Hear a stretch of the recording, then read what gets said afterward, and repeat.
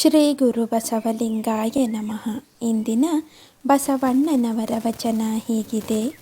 ಹಾವು ತಿಂದವರ ನುಡಿಸಬಹುದು, ಗರ ಹೊಡೆದವರ ನುಡಿಸಬಹುದು, ಸಿರಿಗರ ಹೊಡೆದವರ ನುಡಿಸಲೂಬಾರದು ನೋಡಯ್ಯ. ಬಡತನವೆಂಬ ಮಂತ್ರವಾದಿ ಹೊಗಳೊಡನೆ ನುಡಿವರಯ್ಯ ಕೂಡಲ ಸಂಗಮ ದೇವ. ಈ ವಚನದ ಸಾರ ಹೀಗಿದೆ.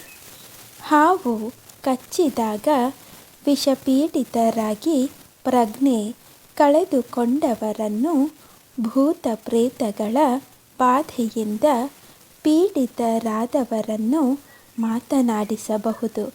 ಆದರೆ ಶ್ರೀಮಂತಿಕೆ ಎಂಬ ಭೂತ ಆಕ್ರಮಿಸಿಕೊಂಡಿರುವವರನ್ನು ಮಾತನಾಡಿಸುವುದು ಯಾರಿಂದಲೂ ಸಾಧ್ಯವಾಗದು.